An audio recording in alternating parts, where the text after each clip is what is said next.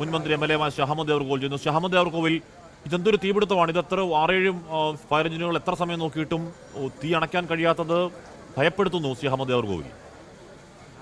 തുണികളാണല്ലോ അകത്തുള്ളത്. സ്വാഭാവികമായി തുണികൾക്ക് തീ പിടിച്ചു കഴിഞ്ഞാൽ പെട്ടെന്ന് തന്നെ അണക്കാൻ പ്രയാസമാണ്. ബസ് സ്റ്റാൻഡിൽ തീപിടുത്തം പോയി ഇതേപോലെ അനുഭവം ഉണ്ടായിട്ടുണ്ട്. ഇവിടെ തന്നെ മുമ്പ് ഇതുപോലെ തീപിടുത്തം ഉണ്ടായിട്ടുണ്ട്. ഏതായാലും കൂടുതൽ ഫയർഫോഴ്സ് യൂണിറ്റുകൾ എത്തുന്നുണ്ട്. അതിനനുസരിച്ച് അത് വരുന്നതനുസരിച്ച് ശാന്തമാകുമെന്ന് പ്രതീക്ഷിച്ചു. ഷഹമദ് ദേവർകോവിൽ, 2023 ഇതേ സ്ഥലത്തുണ്ടായ ഷോർട്ട് സർക്യൂട്ടിൽ വലിയ തീപിടുത്തം ഉണ്ടായതും ഒരുപാട് കോടികൾ നശിച്ചു എന്നൊക്കെ ചില വാർത്തകൾ വരുന്നുണ്ട്. അങ്ങനെയാണെങ്കിൽ അത് കർശനമായ പരിശോധനയ്ക്ക് വിധേയമാക്കേണ്ടതാണല്ലേ? തീർച്ചയായും നോക്കേണ്ടത്. കൂടുതൽ കാര്യങ്ങൾ പറയുകയാണെങ്കിൽ ഇതൊന്ന് വ്യക്തമാകാൻ തൽക്കാലം ഇപ്പൊ എല്ലാവരും തീ കെടുത്താനുള്ള ശ്രമത്തിലാണല്ലോ. അതൊന്ന് പൂർത്തിയായ ശേഷം മാത്രമേ നമുക്ക് ഡീറ്റെയിലേക്ക് പോകാം.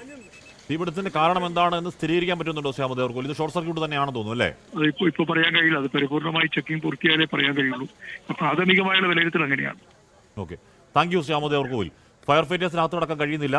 അത് ആരുടെയും കുറ്റമല്ല. ഇങ്ങനെ നിന്ന് കത്തുന്ന തീക്കിടയ്ക്ക് അകത്ത് മനുഷ്യന്മാരായി പിറന്നവർക്ക് എങ്ങനെയാണ് അതിനകത്ത് കടക്കാൻ കഴിയില്ല. പുറത്തു നിന്നുള്ള തീയണക്കൽ മാർഗങ്ങൾ മാത്രമേ സാധ്യമാവുകയുള്ളൂ. അത് പരമാവധി ചെയ്യുന്നുണ്ട്. ഇപ്പോൾ ഇതിനോട് നേരത്തെ ആദ്യം 2 ആയിരുന്നു, പിന്നീട് 4 ആയി. 5 ഫയർഫോഴ്സുകൾ. അല്പസമയം മുൻപ് 6ാമത്തെ ഫയർ എഞ്ചിൻ കൂടി വന്നു. പരമാവധി എത്തിച്ചേരാൻ കഴിയുന്ന പരമാവധി ഫയർഫോഴ്സുകൾ അങ്ങോട്ടേക്ക് എത്തിച്ചേരുക എന്ന നിർദ്ദേശം ഇതിനോടകം നൽകിയിട്ടുണ്ട്. കൂടുതൽ ഫയർഫോഴ്സുകൾ അങ്ങോട്ടേക്ക് വരുന്നുണ്ട്. ഇത്രയൊക്കെ ആയിട്ടും 5-6 ഫയർഫോഴ്സുകൾ ഇന്ന് വെള്ളം ചീറ്റുമ്പോഴും ഏതെങ്കിലും തരത്തിൽ തീ അണയുന്നതിൻ്റെ സൂചന നമ്മൾ ഈ ദൃശ്യങ്ങളിൽ എന്തായാലും കാണുന്നില്ല.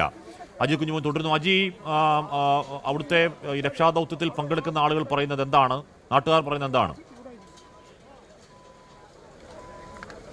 ഞാനിപ്പോൾ നാട്ടുകാർക്ക് പ്രതികരണത്തിലേക്ക് തന്നെ പോവുകയാണ്. കാശ്മി ചേട്ടൻ ഇവിടെ ഇത് കണ്ടിരുന്നു തീ പിടിച്ച സമയത്ത്? അല്ല, തീ പിടിച്ചപ്പോൾ എനിക്ക് പോകണം. എനിക്ക് നമ്മളെ കൂടുതൽ പണിയെടുക്കുന്ന ഒരാൾ എന്നെ വിളിച്ചപ്പോൾ ഞാൻ ചോദിച്ചു അവിടെ ജയലക്ഷ്മി ഇതിൻ്റെ മുന്നേ തീ പിടിച്ചല്ലേ. അപ്പോൾ അവിടുന്ന് ഓടി വന്ന് നോക്കുമ്പോൾ ഇവിടെ കടത്തി വിടണമില്ല. ഞാനെന്തായാലും പോരും. ഞാൻ ഇതിന് മുന്നേ മുതലക്കൊളുത്തും ഇതേമാതിരി പ്രശ്നം ഉണ്ടായിട്ട് ഏത് ഗ്യാസ് അല്ല, ഇതിന് മുന്നേ മുതലക്കൊളുത്ത് ആ തീ പിടിച്ചില്ല. എന്തിനൊരു പീടിയൊക്കെ എന്നിട്ട് ഗ്യാസ് കണ്ടോ.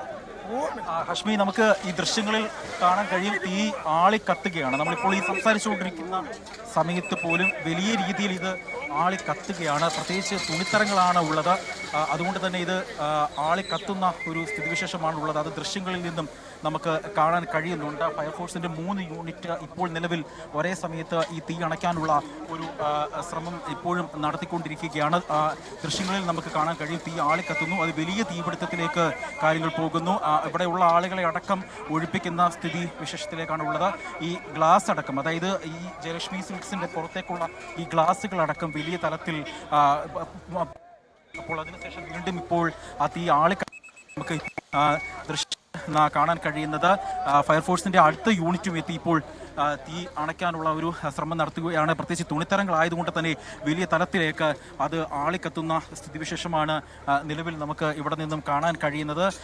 ഈ കഴിഞ്ഞ തവണ, അതായത് ഈ പുതിയ ബസ് സ്റ്റാൻഡ് അടക്കമുള്ള പ്രദേശത്തേക്ക് അന്ന് ഈ തീ ആളിക്കത്തിയപ്പോൾ അന്ന് ഈ കരിപ്പൂർ എയർപോർട്ടിൽ നിന്നടക്കം വലിയ തലത്തിൽ ഫയർഫോഴ്സിൻ്റെ ആധുനിക തരത്തിലുള്ള സംവിധാനങ്ങളൊക്കെ ഉപയോഗിച്ചുകൊണ്ടാണ് അന്ന് തീ കെടുത്തിയത്. അന്ന് മണിക്കൂറുകളോളം എടുത്തിരുന്നു. ഇന്നും അത് സമാനമായ രീതിയിലേക്ക് അതേപോലെയുള്ള ഒരു തീപിടുത്തമാണ് ഇപ്പോൾ കാണാൻ കഴിയുന്നത്. കാരണം ഈ തീ ഇപ്പോൾ ആ ഗ്ലാസുകൾ ഫ്രെയിം ചെയ്തിരുന്ന ആ ഒരു ഭാഗങ്ങളിലേക്ക് കൂടെ തീ ആളെ കത്തി അത് അടർന്ന് താഴേക്ക് വീഴുന്ന ഒരു ദൃശ്യങ്ങളാണ് നമുക്ക് കാണാൻ കഴിയുന്നത്. വലിയ തീപിടുത്തമാണ് ഇപ്പോൾ ഉണ്ടായിക്കൊണ്ടിരിക്കുന്നത്. ആളി കത്തുന്നു എന്നുള്ളതാണ് ഏറ്റവും എടുത്തു പറയേണ്ടത്. പ്രധാനമായും ഇപ്പോൾ നിലവിൽ 3 യൂണിറ്റിൻ്റെ നേതൃത്വത്തിലാണ് ഈ തീ അണയ്ക്കുന്നത്. പക്ഷേ അത് എത്ര നേരത്തെ പരിശ്രമത്തിലൂടെ അത് അടയ്ക്കാൻ കഴിയും എന്നുള്ള ഒരു സംശയം കൂടി ഈ ഘട്ടത്തിൽ നമുക്ക് പറയേണ്ടി വരും.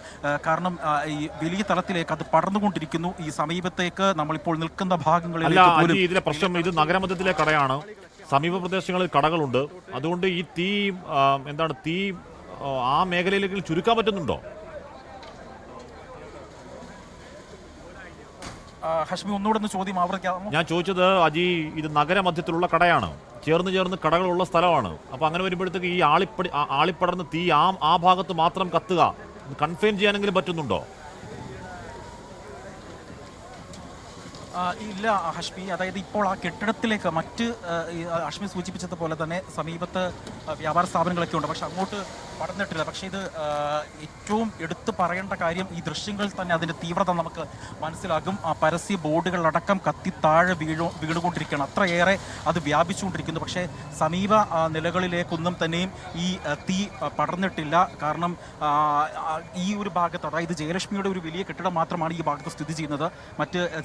മറ്റ് കടകൾ ഇതിന് സമീപത്തോട് ചേർന്നില്ല. ഒരു 100 മീറ്റർ 200 മീറ്റർ മാത്രമാണ് മാറിയാണ് ആ കെട്ടിടങ്ങളൊക്കെ പ്രവർത്തിക്കുന്നത്. അപ്പോൾ അത്തരത്തിലുള്ള ഒരു അപകടം ഈ ഘട്ടത്തില്ല. പക്ഷേ നമ്മൾ ആദ്യം കണ്ട ദൃശ്യങ്ങളിൽ ആദ്യം കണ്ടതുപോലെയല്ല കാര്യങ്ങൾ കൈവിട്ട് പോയിരിക്കുന്നു. കാരണം അത്രയേറെ വലിയൊരു ആഴത്തിൽ എത്തി കത്തുന്നു എന്നുള്ളതാണ് ആ ദൃശ്യങ്ങൾ തന്നെ നമുക്ക് കാണാൻ കഴിയുന്നത്. കാരണം പുറത്തേക്കുള്ള ജയലക്ഷ്മിയുടെ പരസ്യം അടക്കം സ്ഥാപിച്ചിരുന്ന ആ വലിയ ബോർഡിലടക്കം കത്തി പ്ലേറ്റുകൾ താഴേക്ക് വീഴുന്ന, പരസ്യ ബോർഡിന്റെ പ്ലേറ്റുകളടക്കം അലൂമിനിയം ഫാബ്രിക്കേഷൻ ചെയ്തു വെച്ചിട്ടുള്ള ആ പ്ലേറ്റുകളടക്കം താഴേക്ക് വീഴുന്ന ഒരു ദൃശ്യമാണ് ഇവിടെ കാണാൻ കഴിയുന്നത്. എന്തായാലും അത് അണയ്ക്കുവാനുള്ള തീവ്രമായ ശ്രമം പോലീസിന്റെ ഭാഗത്തു നിന്നും ഒപ്പം തന്നെ ഫയർഫോഴ്സിന്റെ ഭാഗത്തു നിന്നൊക്കെ ഉണ്ട്. ഇപ്പോൾ നിലവിൽ ഈ പാളയം ഭാഗത്തേക്ക് വരുന്ന, നമുക്കറിയാം വൈകുന്നേരം സമയങ്ങളാണ്. അപ്പോൾ ഈ കടകളിലൊക്കെ ജോലി ചെയ്യുന്ന ആളുകളുണ്ട്, ജോലി കഴിഞ്ഞ് തിരിച്ച് മടങ്ങി പോകുന്നവരൊക്കെ ഉണ്ട്. അപ്പോൾ ഈ പാളയം ഭാഗത്തോട്ടൊക്കെ ഈ പുക വലിയ തരത്തിൽ പടരുന്നുണ്ട്. അപ്പോൾ ഈ പലർക്കും ശാരീരികമായ അസ്വാസ്ഥ്യങ്ങളൊക്കെ അനുഭവപ്പെടുന്നുണ്ട്. ഈ